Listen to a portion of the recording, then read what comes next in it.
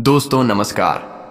आज की इस बड़ी और धमाकेदार वीडियो में हम बात करने वाले हैं बहुजन समाज पार्टी की राष्ट्रीय अध्यक्ष मायावती से जुड़ी उन 12 बड़ी खबरों की जो इस समय पूरे देश की राजनीति में हलचल मचा रही हैं।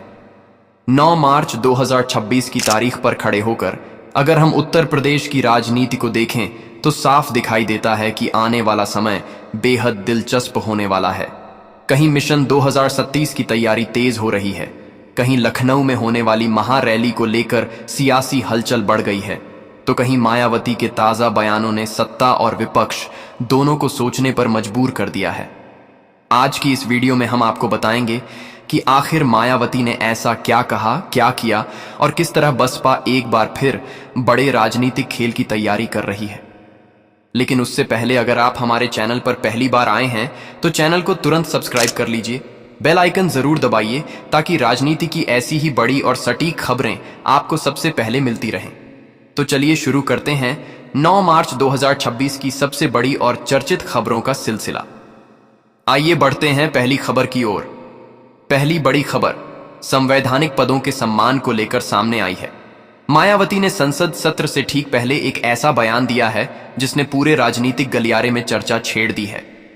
मायावती ने राष्ट्रपति और लोकसभा अध्यक्ष जैसे संवैधानिक पदों की गरिमा बनाए रखने की जोरदार अपील की है। उन्होंने कहा कि लोकतंत्र की मजबूती के लिए जरूरी है कि इन पदों को किसी भी तरह की राजनीतिक खींचतान से दूर रखा जाए। मायावती ने साफ शब्दों में कहा कि देश का संविधान सबसे बड़ा है और जो भी संवैधानिक पद हैं उन्हें राजनीतिक हथियार बनाना लोकतंत्र के लिए अच्छा संकेत नहीं है। उनके इस बयान को कई राजनीतिक विश्लेषक एक बड़े संदेश के रूप में देख रहे हैं, क्योंकि जिस समय संसद सत्र की शुरुआत होने वाली है और कई बड़े मुद्दों पर टकराव की संभावना है, उस समय मायावती का यह बयान एक तरह से सभी दलों को संयम बरतने की सलाह माना जा रहा है। बसपा कार्यकर्ताओं के बीच भी यह संदेश तेजी से फैल रहा है कि पार्टी संविधान और संवैधानिक संस्थाओं के सम्मान को सबसे ऊपर मानती है। आइए बढ़ते हैं दूसरी खबर की ओर। दूसरी खबर सीधे बसपा के सबसे बड़े कार्यक्रम से जुड़ी हुई है। बसपा संस्थापक कांशीराम की 52वीं जयंती के मौके पर 15 मार्च को लखनऊ में एक विशाल जनसभा आयोजित होने जा रही है। इस रैली को लेकर मायावती ने पार्टी कार्यकर्ताओं को लखनऊ चलो का नारा दिया है। यह नारा अब पूरे उत्तर प्रदेश में तेजी से गूंजने लगा है। बताया जा रहा है कि इस रैली को बसपा अपने शक्ति प्रदर्शन के रूप में पेश करने की तैयारी कर रही है। पार्टी के नेता गांव-गांव और शहर-शहर जाकर लोगों को इस रैली में आने का न्योता दे रहे हैं।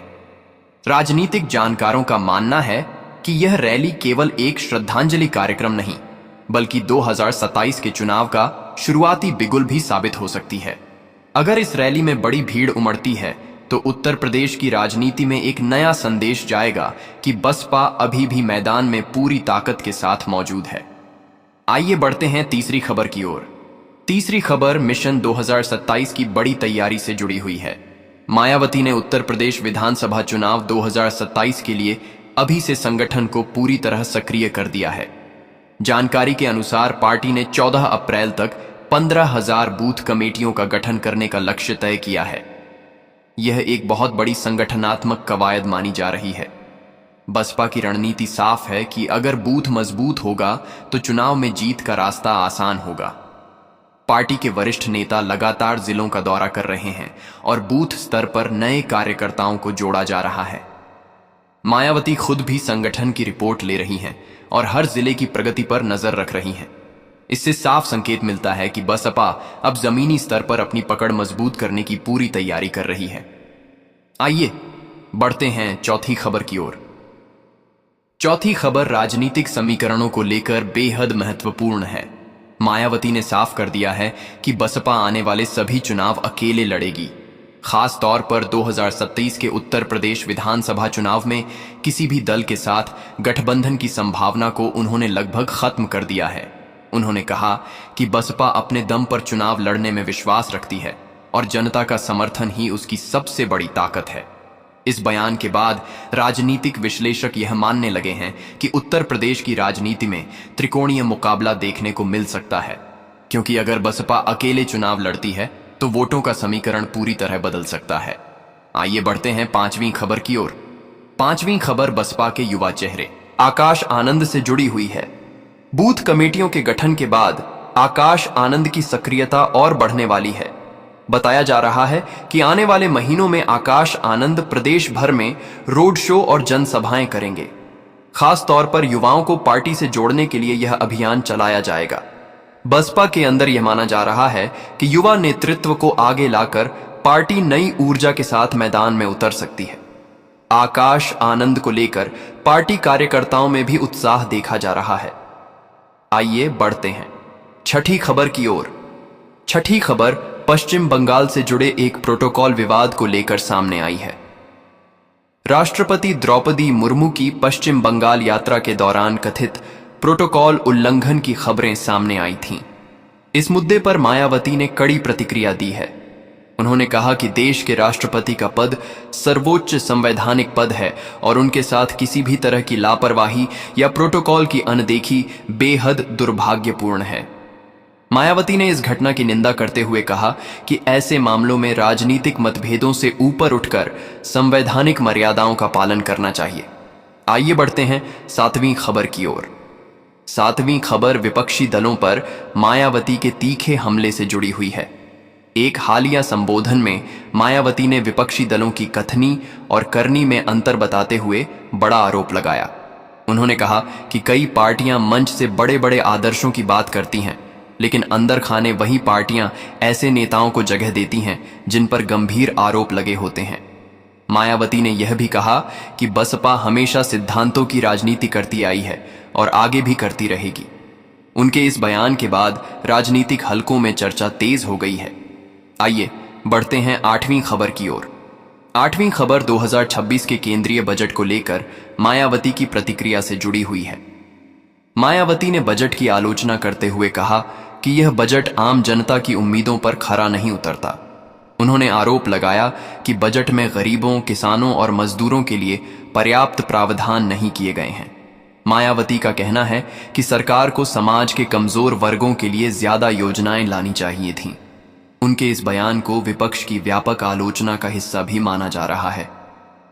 आइए बढ़ते हैं नौवीं खबर की ओर। नौवीं खबर यूजीसी के नए नियमों को लेकर सामने आई है। मायावती ने इन नियमों पर सवाल उठाते हुए कहा कि शिक्षा व्यवस्था से जुड़े किसी भी बड़े फैसले से पहले छात्रों, शिक्षकों और समाज के सभी वर्गों की राय लेना जरूरी है। उन्होंने कहा कि अगर नियम समावेशी नहीं होंगे तो उनका असर शिक्षा व्यवस्था पर नकारात्मक पड़ सकता है। इसलिए सरकार को इस मुद्दे पर व्यापक चर्चा करनी चाहिए। आइए बढ़ते हैं 10वीं खबर की ओर। 10वीं खबर बसपा की उस रणनीति से जुड़ी हुई है जिसने कभी उत्तर प्रदेश की राजनीति में बड़ा बदलाव कर दिया था और अब मायावती उसी फार्मूले को फिर से लागू करने की तैयारी कर रही हैं।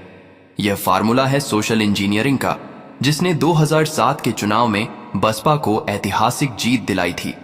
राजनीतिक गलियारों में चर्चा है कि मायावती एक बार फिर दलित, ओबीसी, मुस्लिम और ब्राह्मण समुदाय को एक साथ लाने की कोशिश कर रही हैं। पार्टी के अंदर भी इस रणनीति को लेकर लगातार बैठकें हो रही हैं और अलग अलग वर्गों के नेताओं को मंच पर प्रमुखता देने की योजना बनाई जा रही है। बसपा का मानना है कि अगर यह सामाजिक समीकरण एक बार फिर मजबूत हो जाता है तो 2027 का चुनाव पूरी तरह से नया मोड़ ले सकता है।